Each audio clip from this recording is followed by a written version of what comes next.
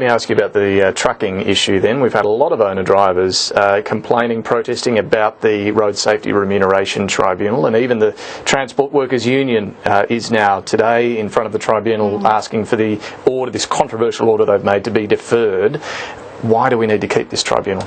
Look, again, I think this is quite sad, really. This whole debate is being played out around hysteria through the media, when really, you think about it, this is 20 years in the making. We have been worried about truck drivers on the road. They have one of the highest rates of deaths, and not only truck drivers, but the people who share the roads with the truck drivers. We know that they break the law to try to meet gruelling schedules, and we know that one of the main reasons is because of what they're paid. It's the people at the top of the supply chain who we are targeting, or are trying to be targeted through the Road Safety Remuneration Tribunal. Let's talk about that. Let's not throw the baby out with the bathwater and say, oh, there's a few things we don't like about the order. But these drivers say this, and this is what the tribunal does, is makes a pay order.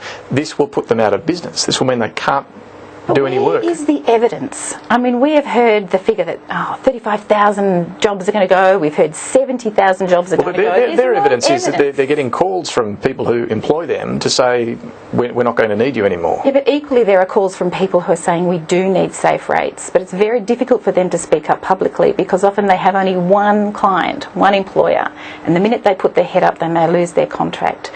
Let's just, everybody take a breath and just have a look at what the order is. Let's sit down, let's talk about it. The union is prepared to push the time out so that we can sort these things out. We fought so hard to get this tribunal to make sure that truck drivers are safe. Let's talk about safety. That's what we're here for. Is there another way to deal with safety, or is higher pay the only way? Well, we have so much evidence now. In government's own reports say that pay is a major issue with regards to the accidents on roads.